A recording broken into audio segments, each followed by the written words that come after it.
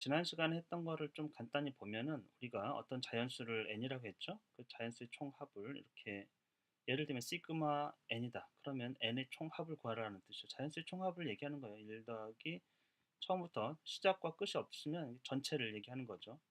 그렇기 때문에 이거는 무한대가 될 거예요. 결과는 이제 무한대다. 근데 우리가 시그마 n이 예를 들면 2부터 4까지 이 자연수 n의 총합을 구하라. 이런 뜻은 좀 보세요. 이 n이라는 거예요. 자연수. 이 n이 2에서부터 4까지 총합.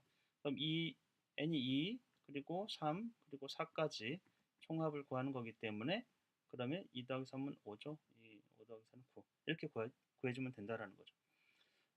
또 하나 연습을 한번 해봅시다. 만약에 2n 플러스 1의 총합을 구할 거예요. 근데 n이 1에서부터 3까지다. 이렇게 하면 어떻게 할까요?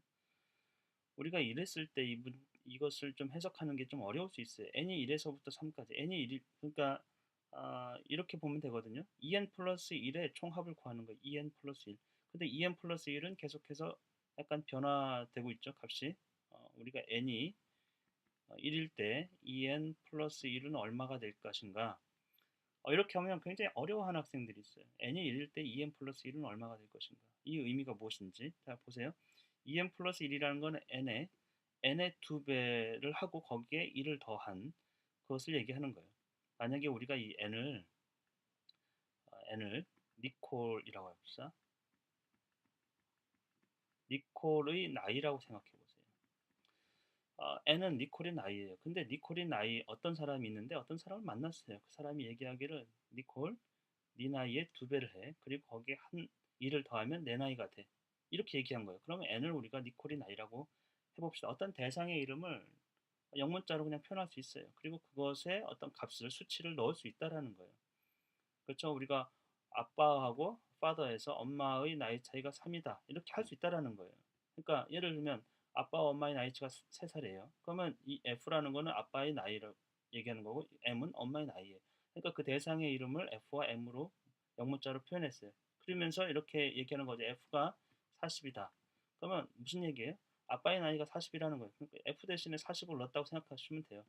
그러면 40 빼기 M을 하면 3이 돼야 되니까 당연히 m은 얼마? m은 37이다. 이렇게 우리가 볼 수 있다라는 거예요.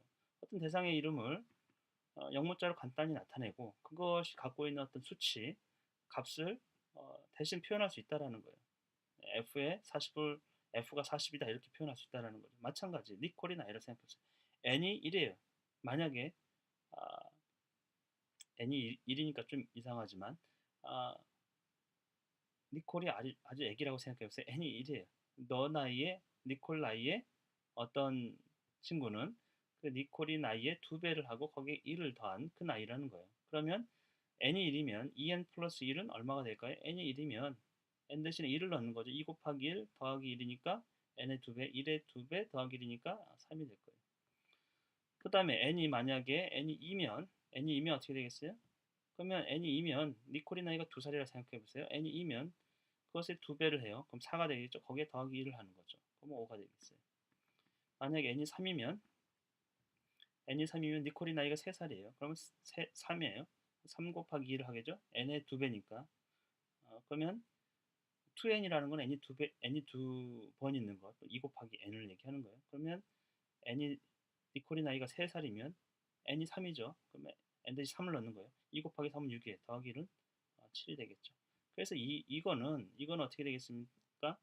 2n 플러스 1인데 그것의 총합을 구하는 거예요. n이 1에서부터 3까지. 그거는 어떻게 돼요? n이 1이면 아까 2n 플러스 1은 3이었어요. 그렇죠? 거기 2면 5. 이거를 다 총합을 구하는 거죠. n이 3이면 7. 그래서 n이 1에서부터 3까지. 그럼 2n 플러스 1은 3, 5, 7이 되겠죠. 이 얘기는 n이 1이면 2n 플러스 1은 3. 그리고 2면 5, 7이 3이면 7. 이것의 총합을 시그마를 하라는 뜻이죠. 아, 시그마는 알파벳이에요. 그리스 대문자 알파벳. 시그마는 영문자 S에 해당되는 거예요. S라는 거는 썸을 얘기하는 거예요. 총합, 어, 합을 얘기하는 거예요. 썸은. 그래서 이 썸에서 S에서 물론 이건 썸은 영어죠, 영어. 근데 그것의 그리스 문자를 빌려가지고 이 기호 체계가 의미하는 말을 표현한다라는 거예요. 그래서 15가 되겠습니다. 3 더하기 5 더하기 7은 우리가 2 더하기 3은 이제 5라고 하죠. 이것을 더하기 결과를 우리가 영어로는 sum, 우리말로 합이라고 그래요. 합을 구한다라는 건 썸을 얘기하는 거예요. 아까 시그마 이거 그리스 알파벳으로 시그마를 얘기하는 거고 3 빼기 2는 1이다. 그랬을 때 이 빼기 결과, 뺀 결과를 우리가 차라고 그래요. 차. 영어로는 difference예요. 뭐 주로는 이 델타를 씁니다. 델타는 그리스어 델타는 D를 얘기하는 거예요. 알파벳 드 발음 델타. 그래서 차를 우리가 세모꼴인데 이 델타예요. 그리스 문자예요. 그리스 알파벳이에요. 그 다음에 3 곱하기 2는 우리가 6이라고 하는데 이 6 곱하기 결과를 우리가 프로덕이라고 그래요. 생산물이란 뜻이에요. 영어로 PRODUCT. 그건 이제 수학적으로 번역하면 적이라고 표현했습니다. 적은 쌓아 올리다, 쌓아놓다 이런 뜻이에요. 그 다음에 6 나누기 2 하면 이제 3이죠. 이걸 우리가 몫이라고 그래요. 영어로는 quotient예요. quotient. 그래서 이게 연산의 결과를 더하고 빼고 곱하고 나누기에 어떤 결과를 다 이름이 있어요. 그리고 그 뜻이 있고 그래서 그거에 대한 이제 수학적 표현이 또 따로 있다라는 거죠. 아까 우리가 시그마라고 했던 것은 이 합, 썸에서 왔다 이렇게 보시면 되겠어요. 그래서 우리가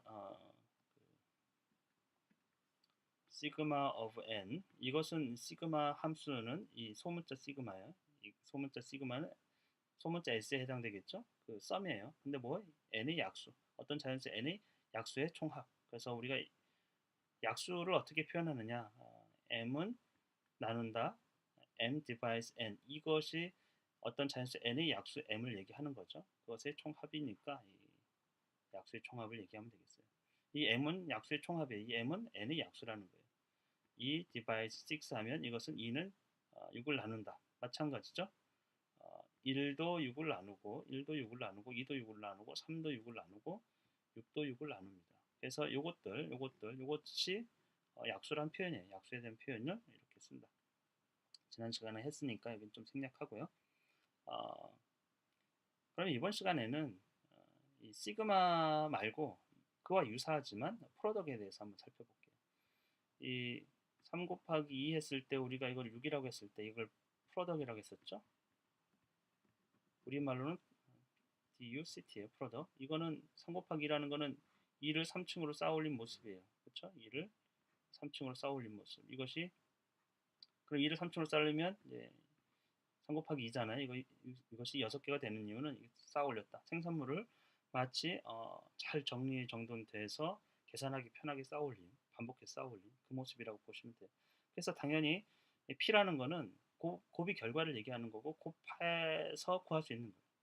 그렇죠? 그래서 이 P, 프로덕의 P 이것은 곱하기를 얘기한다고 총 곱을 얘기한다고 생각하시면 되겠어요. 그래서 그것에 해당되는 마찬가지 시그마를 썼잖아요. 그렇죠? 그리스 문자 마찬가지로 프로덕에 해당하는 그 그리스 문자는 파이입니다. 푸 발음 나는 거예요. F 발음이 아니고 푸 발음 나는 파이예요. 대문자 이렇게 쓰고 소문자는 이렇게 씁니다. 소문자로 썼을 때 주로 이거는 원주율을 얘기해요. 원주율. 지름에 3.14배를 곱하잖아요. 지름 원의 둘레, 주라는 건 둘레를 얘기하는 거예요. 주변, 주위. 그러니까 원의 둘레를 길이를 구하는 그 비율은 원 지름의 3.14배. 이거 3.141592 쭉쭉 나가는데 끝도 없어요. 그걸 파이라고 하는데 대문자 파이는 프로덕에서 온 거예요. 총 곱을 구하라 이런 뜻을 갖고 있어요. 그래서 이렇게 쓸 수 있습니다. 파이 자연수 어떤 n의 총 곱을 구하라 이런 뜻은 사실은 자연수는 끝도 없잖아요. 처음과 끝을 표현하지 않았기 때문에 이건 1부터 자연수 전체를 이렇게 해서 끝도 없이 곱하는 거기 때문에 당연히 무한대로 갈 거고 근데 우리가 순서를 정해줄 수 있겠죠. 순서를 여기다 쓸까요? 파이 그렇죠? 파이인데 n이 1에서부터 4까지다. 근데 어떤 자연수 n이다. 그러면 어떤 자연수 n의 총 곱을 얘기하는 거예요. n이 1에서부터 4까지. 그 얘기는 1 곱하기 2 곱하기 3 곱하기 4를 총 곱을 구하라는 뜻이에요. 그렇죠? 그러면 24가 되겠네요. 그러면 하나만 더 해봅시다. 파이는 프로덕에서 왔어요. 그렇죠? 그래서 n이 예를 들면 n이 2에서부터 3까지 n이 2에서부터 3까지 전체 n 플러스 1의 총 곱을 구하라. 그러니까 n 플러스 1의 총 곱이에요. 근데 우리가 n이 2일 때 또 3일 때까지 2에서부터 3까지니까 그럴 때 n 플러스 1의 값이 어떻게 되는지를 구하면 되겠죠. n 플러스 2는 이 n보다 하나 더 많다는 뜻이에요. 예를 들면 니콜의 나이가 2살이에요. 그럼 니콜보다 한 살 많은 그 형제의 나이라고 생각해 보세요. n이 둘이면 니콜의 나이가 2면 니콜의 오빠는 3살, 3이 되겠죠? n이 3이면 니콜의 오빠는 4가 되겠어요. 그래서 이것은 어떻게 얘기합니까? n 플러스 1의 총 곱을 구하기 때문에 n이 2면 3이고, 그렇죠? n이 3이면 4예요. 그것의 프로덕, 곱을 구하라는 뜻이죠. 그래서 3, 4, 12가 된다. 이렇게 보시면 되겠어요. 그래서 사실은 이제 프로덕을 수학적 기호 프로덕은 P에서 온 거고 이건 파이라고 읽으면 돼요. 파이라고 읽으면 되고 이거는 그리스 알파벳이고 영어의 P에 해당되는 그 발음이에요. 이것을 쓴 이유는 우리가 지금까지 배워왔던 어떤 수학적 개념을 수학적인 표현으로 다뤄보려고 해요. 조금 어려울 수는 있어요. 근데 익숙하지 않기 때문에 그런 현상들이 일어나요. 그래서 여러분이 파이에 대해서 좀 연습을 또 설명을 자꾸 들으면서 조금씩 좋아진다. 점진적으로 좋아지는 거예요. 우리가 일리아스를 읽었잖아요. 예를 들면 이 책을 이런 책을 처음 읽을 때는요 잘 몰라요. 읽었는데 근데 그게 아주 중요해요. 어떤 친구는 몇 장 넘겨보고 어려워해서 그냥 포기해버려요. 수학책도 마찬가지. 어렵다고 포기하지 말고 자꾸 끝까지 한번 읽어보세요. 끝까지 한번 보세요. 알만한 건 알고 모르는 건 넘어가도 돼요. 그러면서 자꾸 그거를 여러 번 반복해서 봄으로써 여러 번 반복해서 접함으로써 그 개념이 점점 좋아지는 거예요. 처음 볼 때는 잘 몰라요. 그래도 끝까지 봐요. 두 번 볼 때는 조금 더 나아요. 세 번 볼 때는 아주 좋아져요. 네 번 볼 때는 거의 외우다시피 이해가 좋아지는 거죠. 그러면서 다른 책들도 보고 다른 개념들도 익히면서 이게 점점 산발적으로 배웠던 어떤 개념들 또 지식들이 점점 융합되고 이러면서 우리 두뇌는 그런 방식으로 자연스럽게 그 개념과 개념들을 연결시켜요. 전혀 다른 경험들을 또 연결시켜서 의미를 찾고 이러기 때문에 자꾸 포기하지 말고 접하세요. 어렵다 생각하지 말고 자꾸 한번 들어보세요. 그리고 내가 어려워하는 부분이 무엇인지를 한번 살펴보세요. 아까도 얘기했지만 n 플러스 1이 어떻게 변하는가? n이 1이면 n 플러스 1은 무엇이 되는가? 그러면 n은 니콜의 나이라고 생각하면 n 플러스 1은 니콜보다 한 살 많은 그 사람의 나이예요. 그 오빠의 나이. 그러면 n이 1이면 n 플러스 1은 2가 되고 n이 2면 n 플러스 2는 3이 되는 수식에서 영문자를 쓰는 거 또 그리스 알파벳을 쓰면서 어떤 수학적 개념을 그 수학적 개념을 어떤 거기에 의미와 형식들을 담고 있는 거 그런 것들을 조금씩 접하면서 좋아진다. 아마 한 달 전보다 지금 훨씬 더 좋아질 거예요. 마찬가지로 지금 포기하지 않고 또 한 달을 계속 꾸준하게 접하다 보면 훨씬 더 좋아지는 걸 느낄 거예요. 수포자는 사실은 수학을 포기하기 때문에 생기는 거예요. 포기하지 않는 사람에게는 그런 건 있을 수가 없어요. 조금씩 좋아진다 이렇게 생각하세요.